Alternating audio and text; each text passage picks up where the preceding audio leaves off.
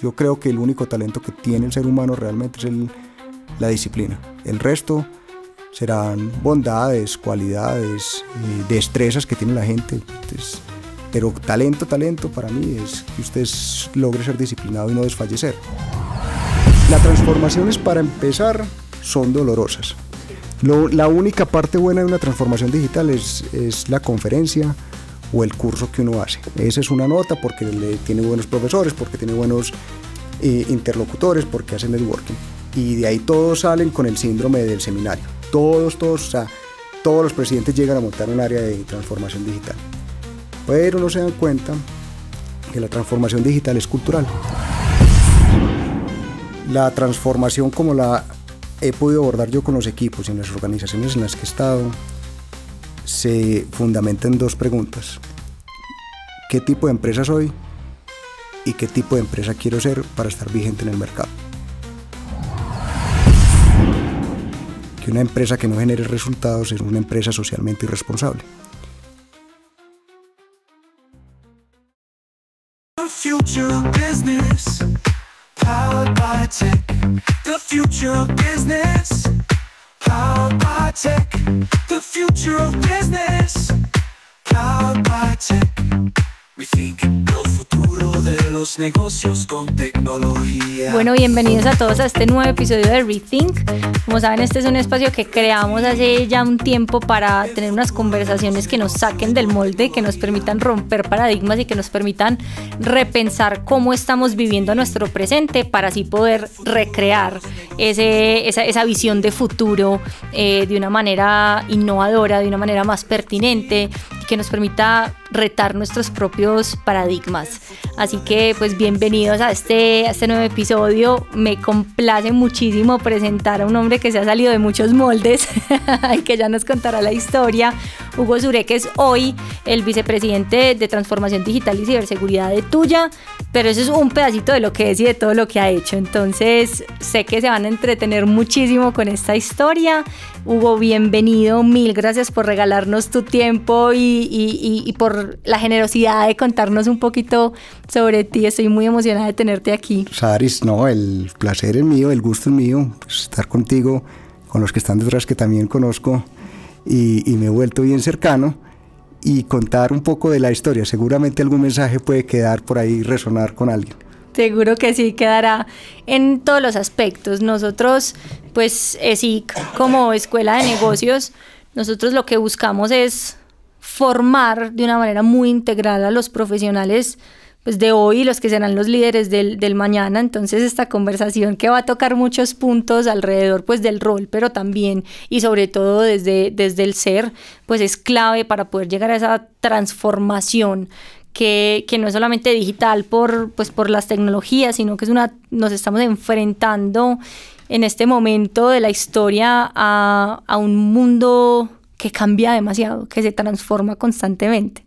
Entonces escuchar historias como la tuya sé que vayan a ser muy, muy inspiradoras. Entonces bueno, empecemos. Cuéntanos un poquito sobre ti, sobre toda tu vida, lo que nos quieras compartir. Bueno, yo tengo hoy en día 41 años. Fue pucha, qué vejez tan No, pues sí, horrible, grande. Qué cosa. Y en 41 años hice retrospectiva ahorita, hablando contigo rápida de grandes cosas que van generándole un impacto que finalmente terminan moldeando el ser y el hacer de cada uno de nosotros. En esos 41 años te puedo decir que nazco en una familia bien amorosa, con valores muy arraigados, sobre todo ser buenos seres humanos y de servirle un poquito al mundo. Y ahorita que hablemos de la educación, pues finalmente lo que yo encuentro como propósito de vida de servirle un poco a este mundo es entrar a la educación por amor y por hacerlo distinto a como me formé, no para decir que tuve una mala formación, pero sí que creo que puede formarse distinto a estos nuevos seres que tienen la responsabilidad ahora de cambiar esta ciudad, este país y este mundo en general. Entonces nazco en una familia bien amorosa, con mis papás, con una hermana mayor que tengo y un hermano menor.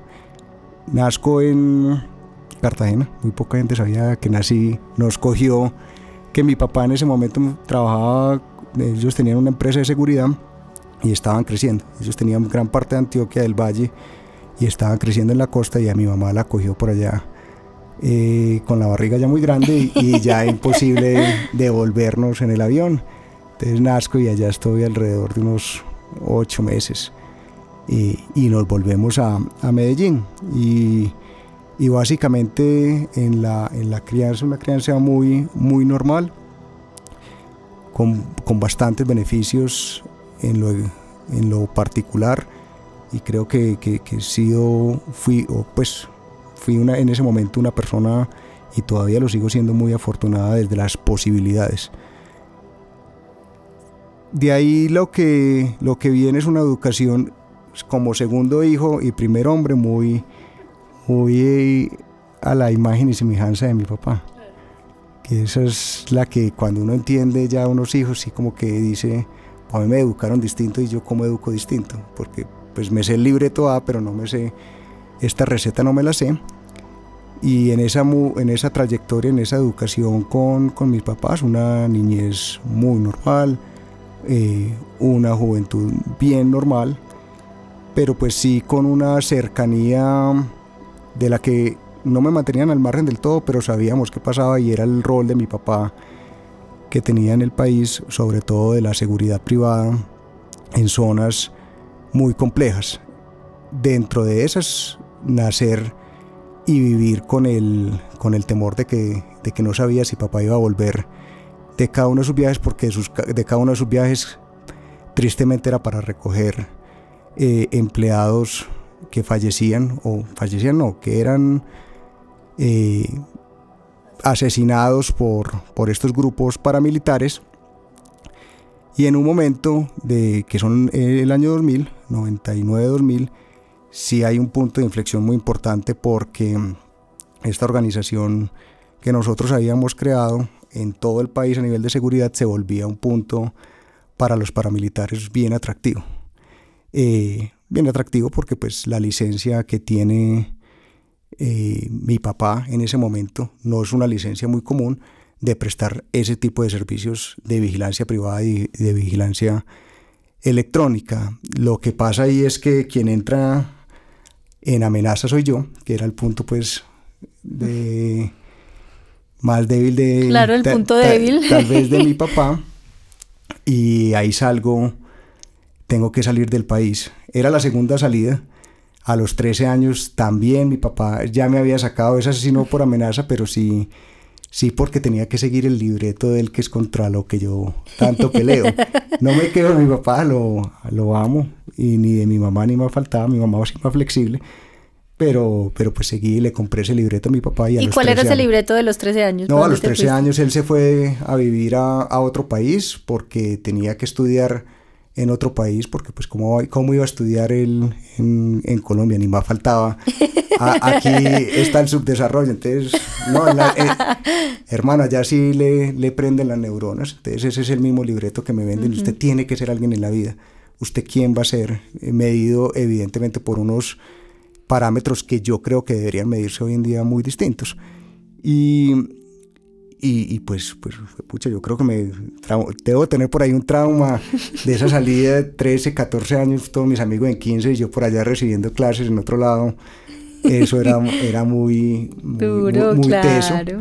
Y bueno, regreso, termino mis 2 años de colegio, y ahí es que pasa este suceso donde, sin mucha información, lo que se me dice es salga, pero con una particularidad bien grande, y es que nosotros no podíamos de ninguna manera dejar rastros yo donde estaba, y cualquier tipo de movimiento de dinero dejaba un rastro, razón por la cual pues me toca ir a hacerme la vida, y creo que es de los grandes aprendizajes. Creo que ese día, cuando se me dice eso, tal vez sí se me aplana un poco las perspectivas ilusas que pude haber creado, y retóricas sobre cómo era el estándar de vida de una persona normal. Yo creo que vivía en un tema que no era normal, y y que es muy distante de lo que vive en la realidad de los distintos países. Me toca vivir a mí esta parte de la violencia, me toca exiliarme y allá entrar en un punto donde, y entonces, ¿cómo hago? Porque no sabía cuándo iba a volver. Y tenía un tiempo determinado que iba a estar en Inglaterra y tenía visa también y unos movimientos para irme hacia Alemania, dependiendo cómo fueran dándose las circunstancias. Y bueno, dije, pues pucha, lo único que puedo hacer es buscar trabajo. Y nadie me va a dar trabajo si no he acabado. Pues, claro, si no has estudiado. Entonces, empecé ahí en digo yo, tratando de ponerle colchón al aterrizaje forzoso. Me acuerdo que entré a una cosa de películas. Bueno, venga, ¿no? Yo puedo estar acá. No hay trabajo. Después entré a varias hasta que dije, pucha, bueno, entremos a un restaurante y le damos ahí mesero, algo hacemos. Y me dicen, listo, sí le tenemos lavando platos. Y dije, pucha. Nunca he lavado un plato en mi vida. Claro, porque teníamos esas abundancias. Y eso lo llevo incluso a hoy, se lo digo yo cuando estoy en clase con los alumnos y cuando estamos en el trabajo, que creo que el exceso de abundancia genera exceso de pobreza mental, porque como casi todo está resuelto, esa pobreza mental no te da para exprimir frente a una adversidad o una urgencia nuevas cosas que te lleven a la sobrevivencia. Y pues pucha, lavar platos y bueno, ¿y a cuánto pagan? Entonces pagaban bien y ¿cómo es? No, pues hermano, todos los días 6 a 10 todas las noches, incluyendo, y los domingos era de 12 a 5. Entonces yo dije, bueno, hágale, arranquemos ahí, todo bien, y bueno, ahí hablo inglés y me pongo a hablar aquí con la gente a practicar. Algo aprendemos. Y en esas, yo me acuerdo que yo llegué allá y cogí mi plato y arranqué, y eso empezaba a llenarse esos arrumes, y yo veía eso y yo dije, no, las huevas que yo voy a lavar platos, no hay manera alguna. Pero la cosa es esa, insisto, cuando llega la escasez, entre comillas, en el lado mío, que era bien paradójico que acá tuviéramos todas las posibilidades, pero pues esta circunstancia me llevara a esa escasez, pues nace la supervivencia, y en la supervivencia no hay muchas opciones de dudar sobre una opción que se te presenta, y esa es la realidad de este país al final de cuentas. Cuando uno trata de alejar el si es bien o si es mal el calificativo de las reacciones de las personas y de los seres humanos, pues lo que habrá que entender es qué es lo que está viviendo y la realidad de esa persona, hace cuánto no come, hace cuánto su familia no tiene un plato, y buscar entender. Entonces eso pues a mí me abre sí los ojos. Ese día sí yo creo que yo aterrizo. Insisto, tuve exceso de beneficios, a Dios gracias, en la vida, pero ese día sí aterrizo con la impotencia de no poder hacer nada. Y a la semana incluso, pues yo arranqué a lavar platos así, y me decían, póngase unos guantecitos, y yo no, hágale, fresco. Y a la semana ya no tenía la parte de la palma de las manos, se me había caído completamente eso en carne viva. Entonces, bueno, ahí sí la vida le cambia un poco. Una de las compañeras que tenía me dice, bueno, ¿y por qué está usted en esto? Y yo le dije, pues mire, más o menos lo que me pasa es esto, y estoy buscando otros trabajos. Y me dijo, le tengo uno. Y yo dije, bueno, fue pucha, bien. Deje de lavar platos. Me voy a salir de esta. Y yo creo que eran 3 días de la semana, lavo casas. Y yo le dije, ¿y qué es lavar casas? No, es lavar casas, eso es todo. Llégueme a tal parte y allá yo le enseño. Yo me imaginaba en la aspiradora, yo dije, fresco. Cuando fue puta me entrega el coso del baño, hágale a lavar los baños, yo dije, esta sí no me la esperaba. Con 2 personas que nos ayudaban en mi casa. Claro. En una casa campestre en Medellín, y 2 personas teníamos para ayudarnos, para llevarnos el desayuno a la cama, para que nos tendieran la cama, para una cantidad de paralelismos bien interesantes. Y la historia termina en 6 meses allá y otros meses en otro lado haciendo eso, pero de ahí sobre todo lo que se forma es la actitud, la actitud en la adversidad. Eso no lo podía cambiar yo, ni lo iba a cambiar, ni iba a ponerme en riesgo. Entonces, lo único que podías cambiar era tu actitud frente a ello. Es la única que yo podía, es el sobre tener un control en algo, si se puede decir así, es lo único sobre lo cual yo podía tener algún tipo de injerencia. Entonces, la actitud mía es así, no me la podían robar, o sea, ni la capacidad mental. Me pueden robar, quitar, y estaba muy desconectado de lo que estaba pasando acá, pero la única que no me podían quitar era eso. Y yo sí tenía muy claro que yo decía, si me coge a cabo algo, quiero terminar mis estudios y si quiero mi desarrollo profesional, que en eso papás le agradezco yo mucho y mamá, es una disciplina exagerada. Yo creo que el único talento que tiene el ser humano realmente es la disciplina. El resto serán bondades, cualidades, destrezas que tiene la gente, pero talento para mí es que usted logre ser disciplinado y no desfallecer. Entonces creo que ese fue lo que siempre me inculcaron, más lo que yo veía en mi casa de viejo, esta es la situación, no hay cómo cambiarla, no hay nada distinto a su realidad, es esta. Lo viví, lo transité, lo aprendí, lo agradezco montones. Y ahí es que se va a conectar más adelante con la historia. Me prometí 2 cosas. La primera, que nunca trabajaría en los temas de mi papá. Y la segunda es que estaría totalmente alejado de cualquier cosa que tuviera que ver con seguridad. Y hoy manejo la seguridad de la organización.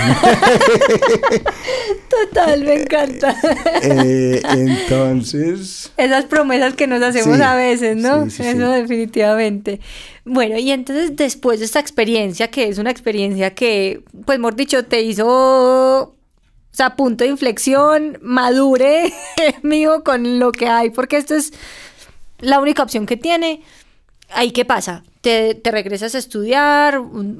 ¿Cómo sigues como ese proyecto o esa construcción de tu vida? Yo arrancamos y te decía, sí, podrá gente decir que 41 es poquito, otra gente mucho, sino que yo creo que a la juventud mía le echaron esteroides. Entonces, como le metieron esteroides desde los 13 años, usted tiene que ser alguien, a los 17 años estar viviendo una realidad que tal vez el gran común de la gente no ha vivido. Yo regreso y bueno, papá, entonces, ¿qué se puede? Sí, se puede. Y entonces, ¿qué estudia? No, pues marica, economía como yo. Estudia economía, ya lo inscribí, así me dijo. Bueno, hágale, démosle a la economía y arrancamos en EAFIT. Ahí estudié mi carrera, pero vuelvo al libreto. El libreto era la carrera, la especialización, después la maestría. Y después ya tenía que hacer el MBA, donde ya estaba casi que embarcado, hasta que salió un trabajo, pues afortunadamente que me dijo como, uy, pues ya a los 27 años ya uno tener un MBA sí es un poco como, insisto, una cantidad de esteroides tal vez no necesarios. Ahora sí que me prometí que con mi hija le iba a ser distinto. Y quiero y agradezco la educación que tengo, porque es lo que me ha dado. Con lo bueno o no bueno que consideren cualquier persona, a mí la que me importa la que considere yo, y para mí está buena. Entonces hago esa carrera. En medio de la carrera entro a trabajar al Grupo Santander en el 2004, tal vez, y intenté montar un negocio. Yo creo que todos los jóvenes, y lo veíamos con el profe Alejo en la última clase, todos tienen que pasar o transitar por esa esa pregunta de si será que monto mi emprendimiento, será que monto mi emprendimiento. Y se lo decía el profesor Alejandro, que me acompaña en la Escuela de Ingenieros en algunos elementos de una clase de nuevos modelos de negocio, y le decía eso, con eso se nace y eso está dentro. Me gustó mucho cuando les hizo esa reflexión, porque no es como una goma, pues el que no tenga esa curiosidad, esa persistencia, esa tolerancia al fracaso, esa resiliencia, ese volver a intentarlo, muy difícilmente va a ser emprendedor. No, y que aparte no todos tenemos que ser emprendedores, pues el mundo necesita emprendedores y también necesita grandes líderes que sean capaces de llevar esos emprendimientos ya a otro nivel, con una estabilidad diferente. Las organizaciones, a medida que van creciendo y que van madurando, necesitan talentos distintos. Esa precisamente es la reflexión que yo hice después de haber tenido un emprendimiento que le fue bien y lo logramos vender, que eran... Nosotros trajimos los primeros módem que se le pegaban a los teléfonos. Si alguien yo creo que de menos 30 años oye este podcast, va a decir, este man sí es un dinosaurio, puta. Y ese módem fue súper revolucionario, porque nosotros se lo pegábamos al teléfono y lo recargábamos, y esa es una empresa que sí nos tocó a varios acá, que se llamaba Net2Phone. Net2Phone claro. Era antes del Skype y antes de todo eso, para llamar por fuera. Entonces, cuando yo los pegaba al teléfono, la persona levantaba y estaba haciendo una llamada por internet. Y en esa llamada por internet, mientras costaba... Yo me acuerdo que mi papá en Inglaterra, si me llamó 2 veces, ¿qué hubo? ¿Cómo está? No, esto sale muy caro. Chao. Chao. Está vivo, bien. 5.000, 8.000, 10.000 pesos un minuto. Y en esto costaba 5 centavos de dólar la llamada a Estados Unidos, a Inglaterra, la mayoría de los países. Entonces me conseguí un montón de clientes con un gran amigo mío, Santiago Mosquera, y arrancamos a conseguir un montón de clientes, y es que era un producto súper vendible para quien tuviera una persona por fuera. Y se oía claro. bien, y esa fue la primera aproximación a los temas de tecnología. Eso se lo vendimos después a una organización, y esa organización se lo vendió a ETV el negocio. Pero la gran conclusión en ese momento es que definitivamente yo no vibraba con el emprendimiento. Y tú lo dices, está bien. Hay gente que vibra y hay gente que le gusta el otro, digamos, la otra sacudida. Estoy en el Banco Santander un tiempo, y ya finalizando la especialización es que aparece esta oportunidad siquiera para que no me embarcaran ahora en otro viaje a otro lado, a cumplir las expectativas al viejo, y arranco a trabajar en Valores Bancolombia. ¿Qué creo yo que es importante de la educación? Que si nosotros, mi generación, sale con cierta inmadurez, hoy que doy clase en pregrado, veía o leía tal vez un artículo que decía que la nueva juventud la nueva adolescencia va hasta los 30 años. Y nos lo decía la rectora Claudia Restrepo en una conversación que tuvimos. Ahí le voy a entregar una generación más retadora, una generación que no tiene la madurez que tuvo usted cuando salió, y mucho menos la madurez de los padres que nosotros tuvimos, que a los 18, 20 ya estaban empezando a casarse, a tener hijos y ya estaban trabajando. Entonces, estos cambios generacionales traen unos desafíos, pero cuando me decís, y ahorita lo abordamos más tiempo, tanto amor a la educación, y sobre todo que el gusto que le tengo a dar clases en pregrado, son las conversaciones que se desatan. Yo creo que todo en la vida son conversaciones, todo en la vida son conversaciones. Incluso hay una frase que es muy apoyada en la conversación, pero para tejerlo sobre la parte de la problemática, de cómo la conversación juega un rol en la problemática, este autor Álvaro Lorda dice que a este problema le hace falta una conversación. Entonces yo soy muy fiel a tener distintas conversaciones, y tenerlas con estas nuevas juventudes pues trae unos desafíos muy grandes, y son una juventud que sí tiene muy distinto a lo que nosotros vivimos de tragar entero todo, ¿no? Pues esto es el profesor y esto es la materia y esto es lo que hay que hacer. Creo que cuando se les escarba y se les invita a una conversación respetuosa, son capaces de, con ímpetu, de decir qué me gusta y qué no me gusta. Total. Y llegará un momento donde yo no sé si la que sigue, en la generación que sigue, sí se va a aguantar el discurso de... Esto se lo pregunté yo en una conversación a Claudia Restrepo y a Fajardo, y le decía, tengo una hija de 9 años que se llama Eva, que me ha hecho varias preguntas, pero le voy a decir la que nos compete el día de hoy. Ella me dijo, papá, ¿por qué tengo que estudiar? No por rebeldía, sino porque es un cuestionamiento que se hace. Papá, ¿por qué tengo que estudiar? Y no hubo una respuesta, porque sabía que la respuesta que me dieron a mí, que es, Hugo, usted tiene que estudiar para ser alguien en la vida y para poder vivir, era una respuesta que ella no me iba a comprar. Entonces le dije, pues ayúdeme a tejer esa respuesta, usted que ha estado toda la vida Fajardo en la academia y usted, Claudia Restrepo. Entonces yo creo que las universidades deberían repensarse y transformarse desde esa pregunta que hace mi hija, no porque la haga mi hija, pero ¿cuál es el cuento que le van a echar a ellos? Que estudie para ser alguien en la vida, no se lo compran. Para ganar plata, pues hay miles de mecanismos ya muy distintos y tienen una competencia que no se han dado cuenta, que es YouTube. Yo digo que esa es la competencia de las universidades hoy en día. Y estoy completamente de acuerdo. Mira que para nosotros, y es una de nuestras premisas, pues desde sí, que es cómo retamos el modelo, porque nosotros sí estamos, mejor dicho, el estudiante que está sentado hoy en nuestro salón de clases es muy diferente al que estaba hace 5 años, al que estaba hace 10, al que estaba hace 15, al que estaba hace 20, ni decirlo.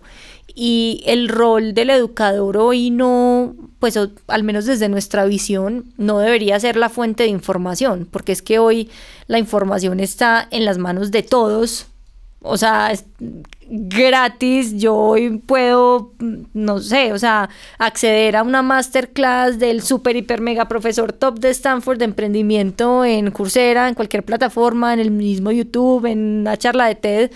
Entonces, pues, ¿cuál es el verdadero rol de la institución de educación y cuál es el verdadero rol del educador? Y para nosotros es más un acompañamiento a que aprendan a tener conversaciones, a que aprendan a trabajar en equipo, a que realmente, a que formemos personas y profesionales desde habilidades, desde competencias, desde autoconocimiento, cuál es mi talento, cuáles son las cosas en las que tengo que trabajar, ¿Cómo volvemos a ese principio fundamental de la educación, que es ser un catalizador de desarrollo, no un replicador de conocimiento y ya? Mira esta frase, yo insisto, de todas las conversaciones que tengo, empiezo yo por ahí a apuntar. Yo tengo ahí colección de frases. Entonces dice esta, que los educadores son los guardianes de la civilización. El futuro está en manos de la juventud, pero la juventud está en manos de quien los forme. Entonces hay una responsabilidad. Yo insisto, la educación de hoy no puede seguir, tiene que transformarse.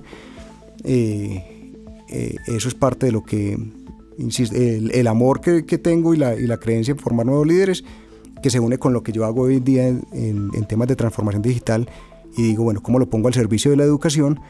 Y en eso los educadores tenemos que reinventarnos. Las instituciones desde sus procesos base tienen que transformarse, volver mucho más simple, porque creo que lo que le queda a la educación de vigencia es hasta que el día que las empresas dejen de exigir un cartón para vincularse. Total, y no estamos muy lejos.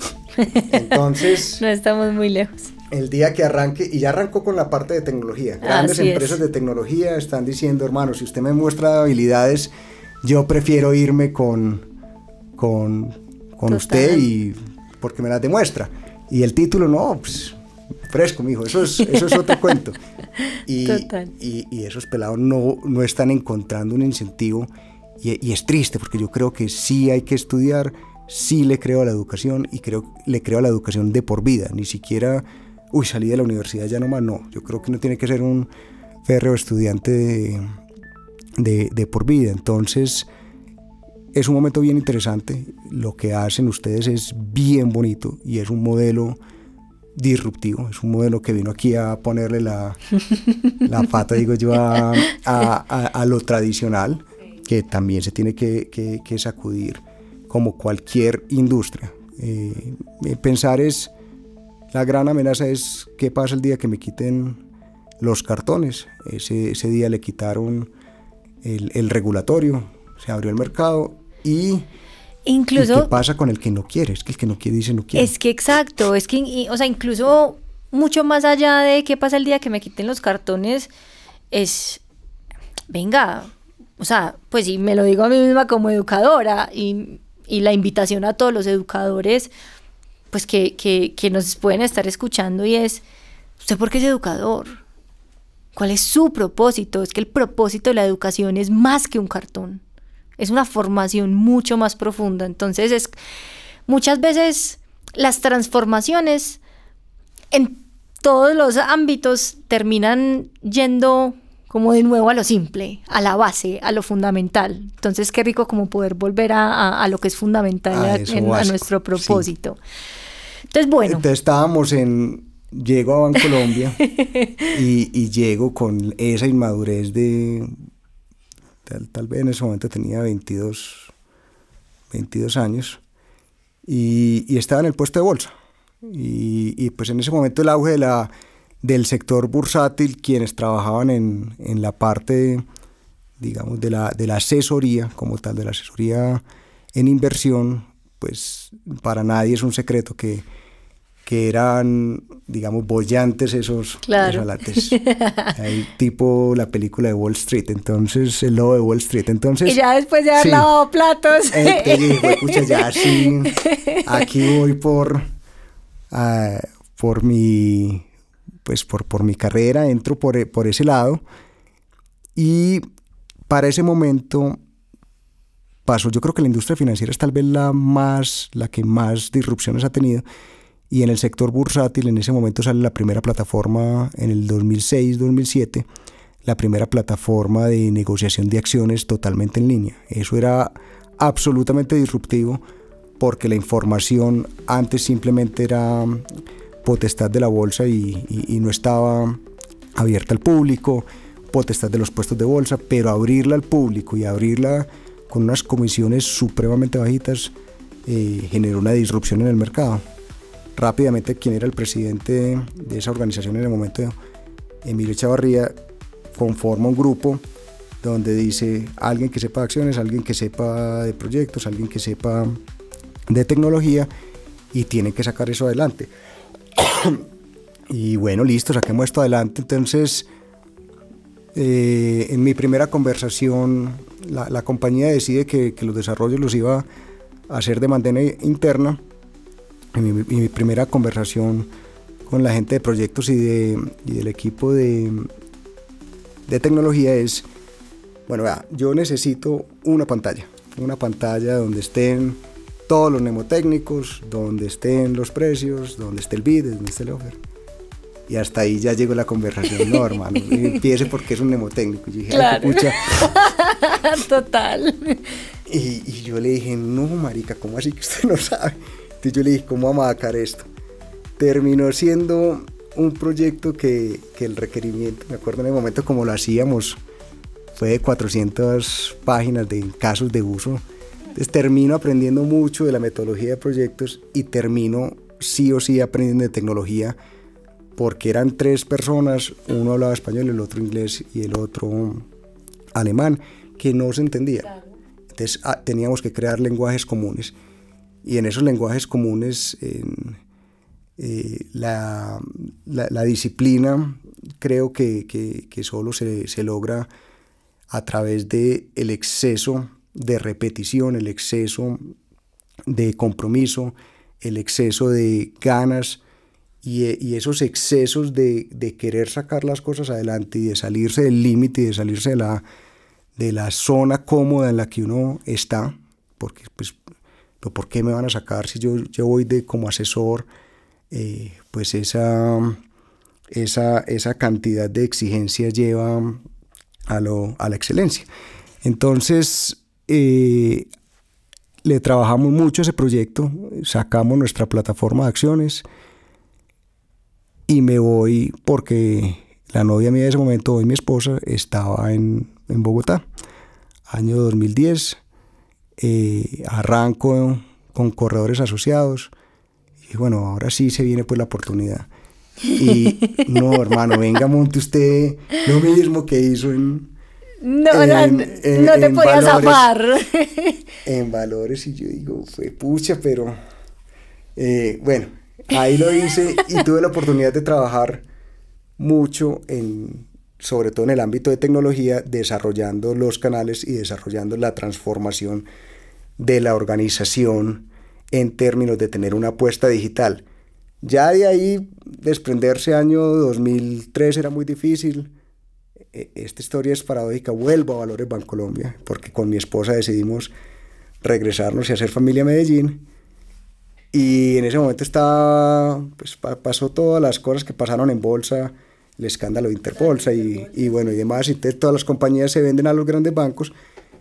Participamos en la venta de Corredores Asociados a Da Vivienda.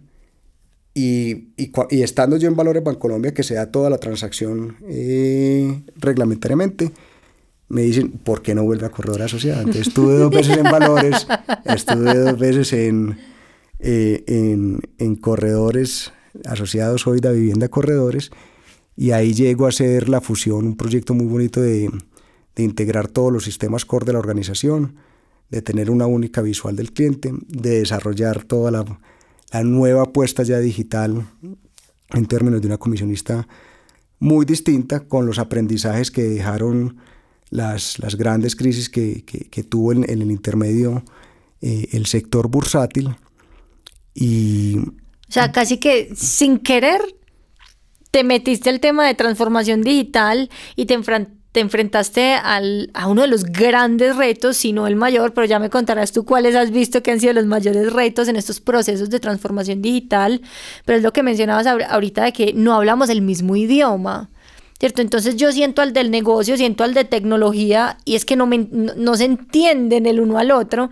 Entonces tenemos que, por medio de conversaciones como lo hablábamos ahorita, pues romper esas barreras para que todos podamos tener como ese mismo idioma y que podamos impulsar realmente esos proyectos de transformación. Sí, y ese ya era un camino, y yo creo que uno tiene que, insisto, yo hablo mucho de la disciplina, empezar entonces a darle un poquito de formalismo, venga, estudiemos, venga, metámonos, qué tiene que ver, por qué se hacen las transformaciones, no porque me pusieron, sino que eso tiene una estructura, las grandes innovaciones, y empiezo yo a ponerle un poco de formalismo a ese estudio, y mira que toda la conversación va girando alrededor de la necesidad siempre constante de estar uno en modo aprendizaje.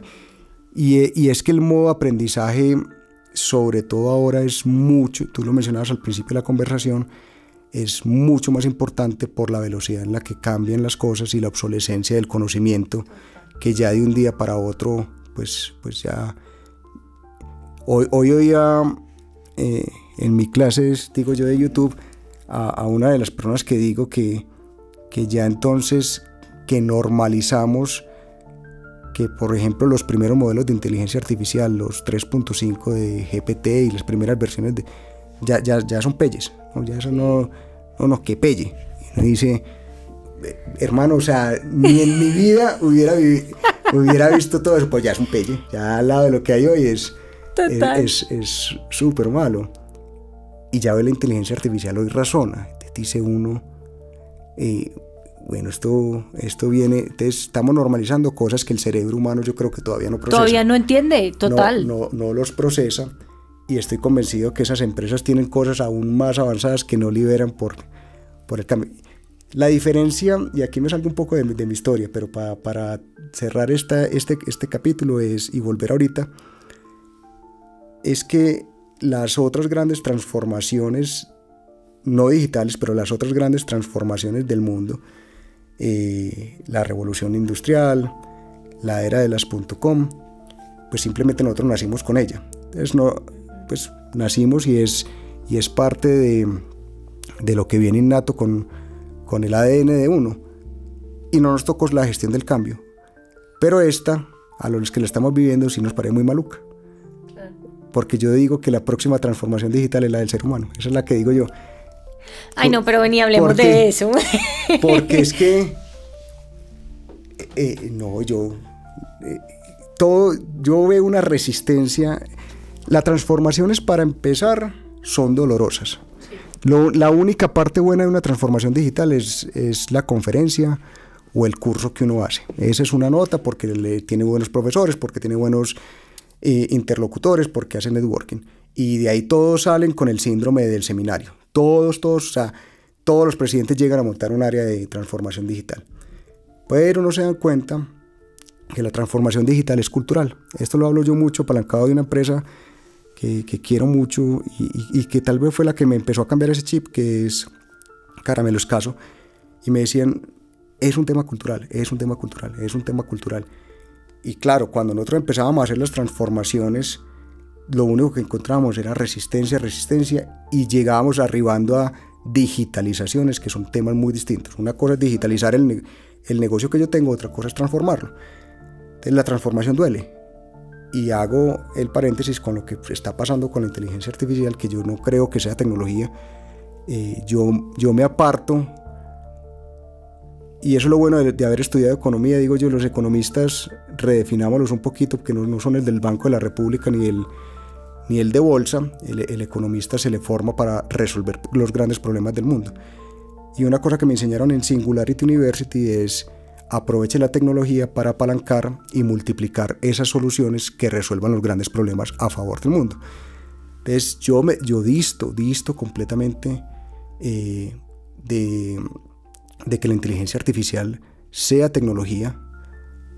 Te mencionaba que Eva me ha hecho 3 preguntas grandes. La primera es por qué tengo que estudiar. La segunda es jugando con temas de inteligencia artificial que le puse, y pregúntale cómo le harías este problema, dile que te asesore, háblale, todo eso. Y al final me dice, entonces, ¿qué es la inteligencia artificial? Y me dice, entonces es como tú. Y cuando me dice entonces es como tú, no puede ser una respuesta ligera que uno diga, sino que es, pues, pucha, hace muchas cosas. Que si nos va a reemplazar, esa es una discusión, pues, para no entrar en esas. Yo creo que si uno le pide IQ, tiene millones de conocimiento, mucho más que uno.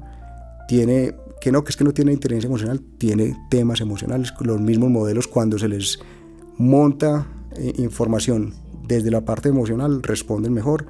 Tienen AQ, que es la tarea de la accuracy, de hacerlas, y el accountability, de ejecutar tareas.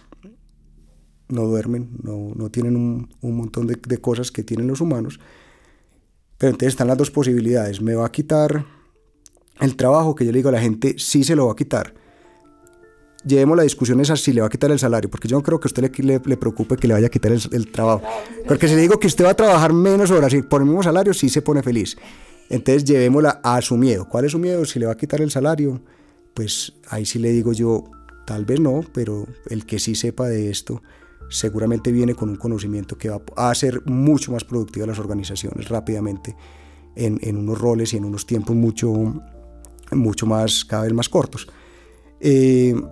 Entonces, si uno empieza a tratarla así, y si uno dice, oiga, y si el que tiene que transformarme soy yo, porque esto viene a unas velocidades, a unas inversiones desproporcionadas.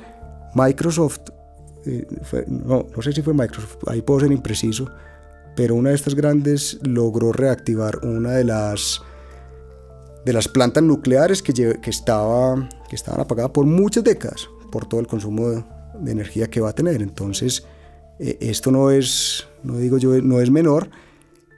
Ahora, pregunta, ¿qué está haciendo usted para transformarse? ¿Qué conclusión he llegado? La única conclusión es que lo bueno es que nos ratificó que no somos perfectos.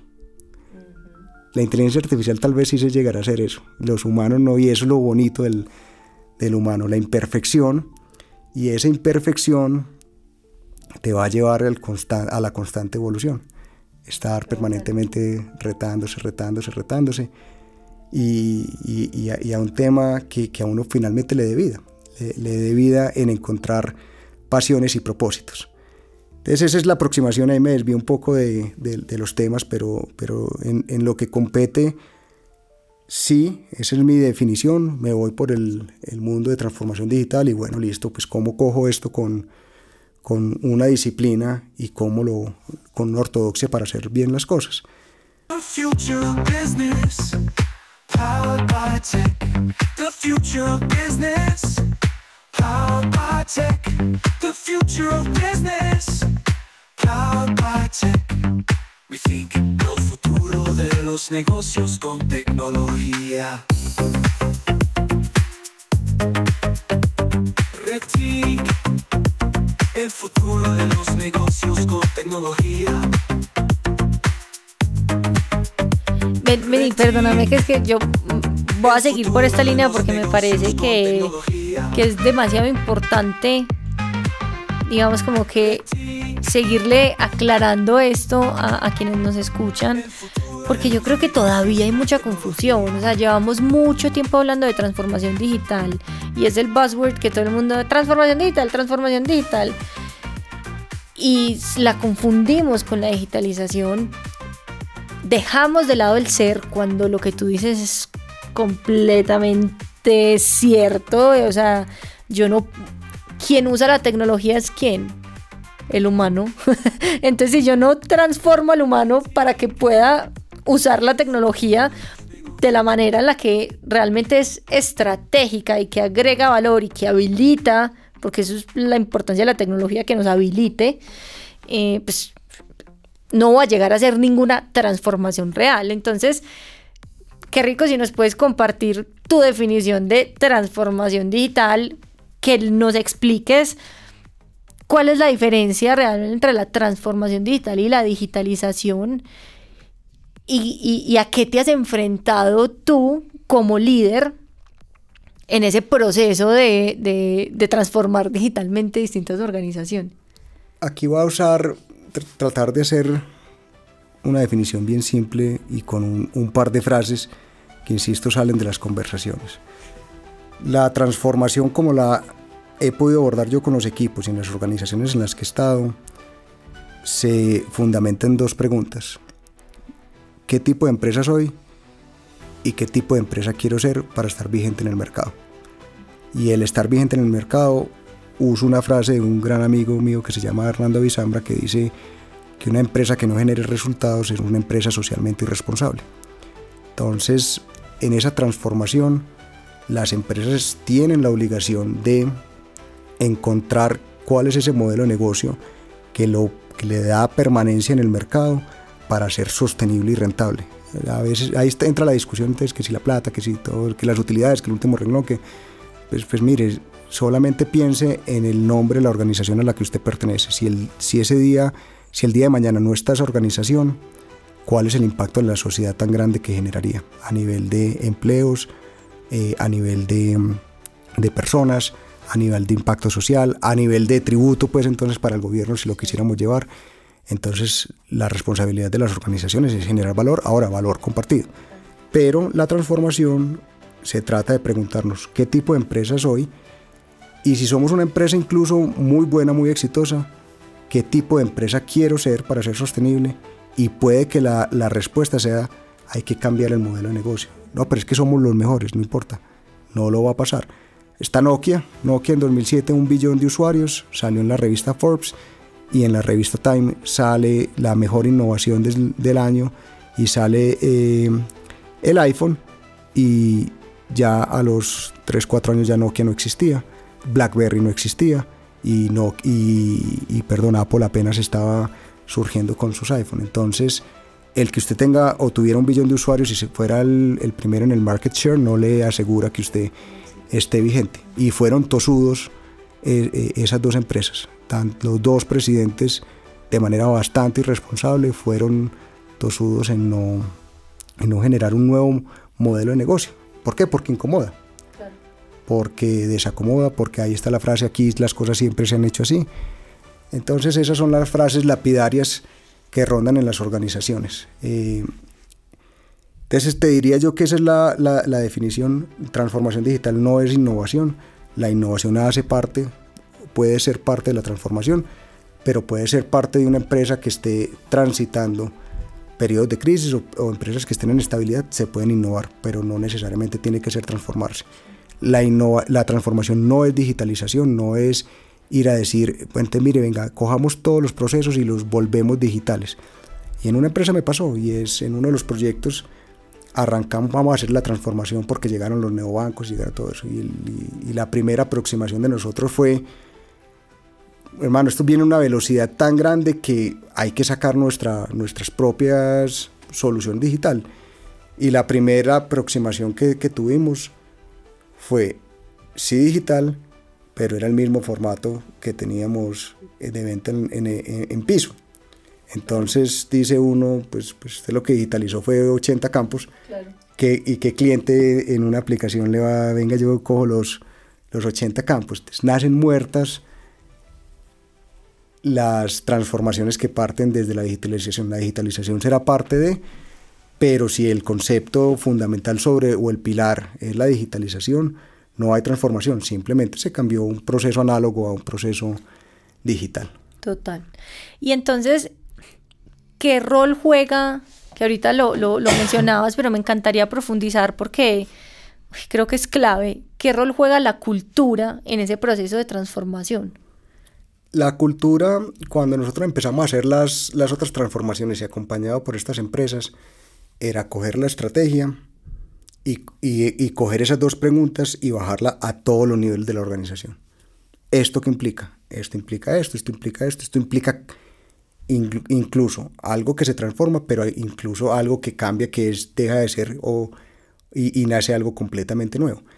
Entonces implica, y ahí sí afloran los miedos de todos los seres humanos. Yo le llamo el sistema inmune de las organizaciones. Sale el sistema inmune. Esto se ha hecho así, esto no se puede, no, pues imagínate cómo vamos a tener una tarjeta en el celular, es que en todas partes hay que meter la tarjeta en el datáfono, sin la tarjeta, y para la tarjeta hay que tener una impresora, tienes que tener un punto donde haya una impresora, hasta que llega alguien que muestra que no tiene que hacerse de esa manera. Y decirle eso, yo insisto, yo creo que nadie se priva de la transformación de lo bueno que está viendo, sino es del miedo. Y entonces, ¿yo dónde voy a quedar? Y entonces mi trabajo va a desaparecer. Entonces, cuando usted no lo aborda culturalmente y no lo aborda desde la gestión del cambio correctamente entre las organizaciones, pues simplemente lo que hizo fue montar una organización y ponerle un poquito de vaselina para que entre forzado, pero pues veamos si entra.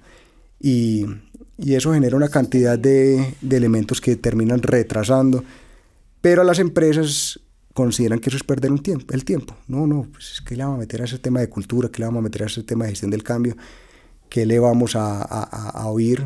Estas chicas tienen una definición bien interesante, que son esas conversaciones que pasan. Esas conversaciones que paran es la cultura en los pasillos. Entonces, todo eso hay que gestionarlo para que ya después podamos abrazar finalmente esos cambios tan necesarios para poder tener una nueva organización que sea sostenible en el tiempo. Y en el final, cuando uno evalúa el proyecto de principio a fin, incluyendo la cultura, es un proyecto que toma menos tiempo que el otro y es menos costoso. Claro. Porque el otro sí que le cuesta. Cuando usted sale con una digitalización y el cliente no lo adopta, ahí sí es que se da cuenta de cuánta plata, tiempo perdió. Total. Y entonces, hoy en tu rol de vicepresidente de transformación digital y ciberseguridad, ¿cuáles son como esas, no sé si llamarlo habilidades, competencias, destrezas que te ha tocado desarrollar para poder impulsar esas transformaciones reales y profundas?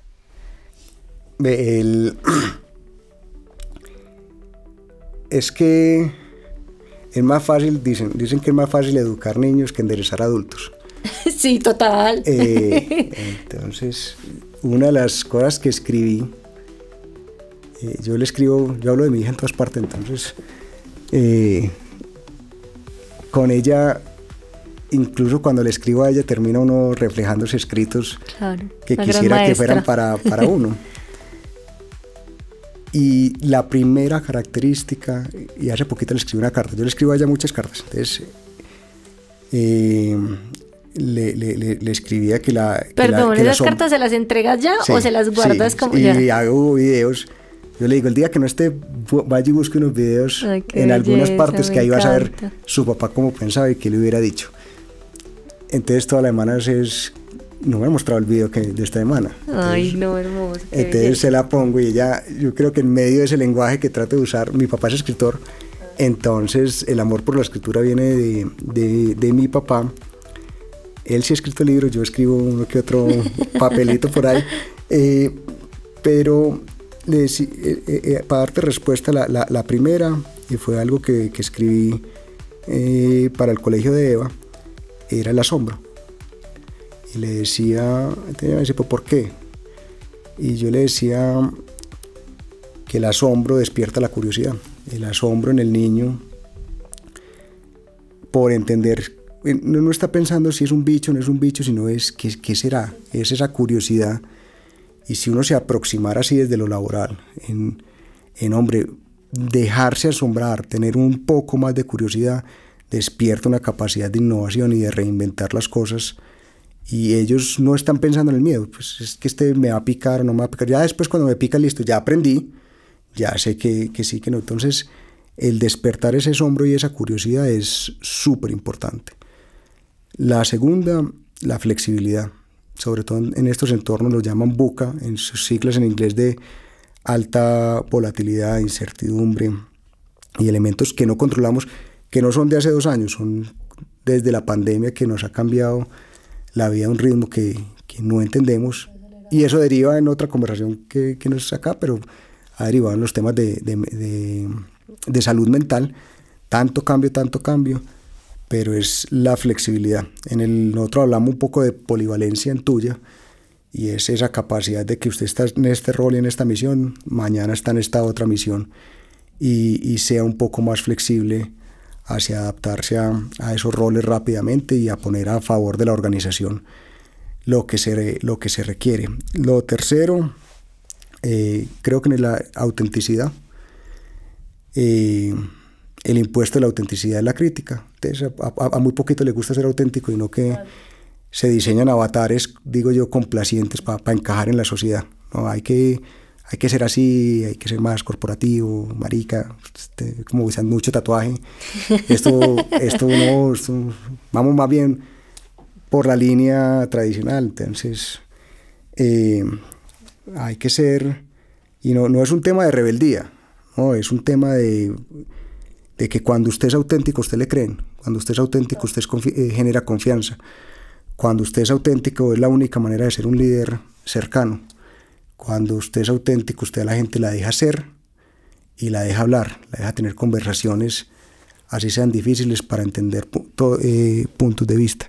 Pero es que como a veces nos gusta tener la razón, y nos gusta liderar desde la imposición y no desde la disposición, que uno debería liderar así. Así dice una de las personas de mi equipo: mi liderazgo es de disposición, no de posición, pero ese liderazgo viene más desde plantear preguntas y conversaciones que entregar el libreto y las respuestas.